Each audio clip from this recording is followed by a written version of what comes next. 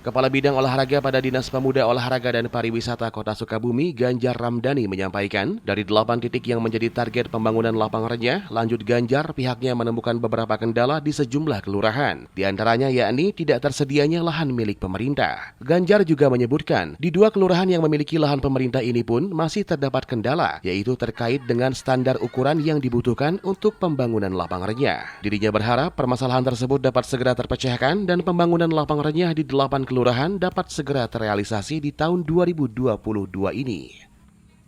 Tahun ini ada rencana kita akan selesaikan sisa lagi 8 titik. Total itu 33 titik untuk 33 kelurahan. Sekarang ini akan kita garap, mudah-mudahan ini 8 titik terrealisasi sehingga 2023 tidak ada lapangan renyah yang terbentuk. Kita tinggal konsen ke arah aktivasi dan pemeliharaan dan sebagainya. Tetapi dari 8 titik itu memang kita menemui kendala di beberapa kelurahan.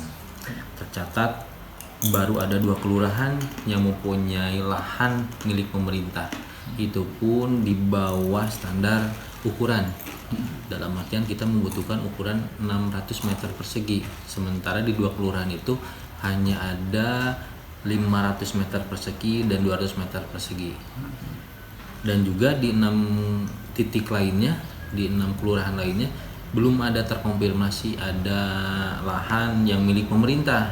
Kita masih menunggu, mudah-mudahan ada warga atau ada tanah perumahan yang bisa dihibahkan ke pemerintah, karena kita tidak bisa asal membangun, kita tidak bisa membangun di ranah milik pribadi atau di ranah milik swasta dan sebagainya.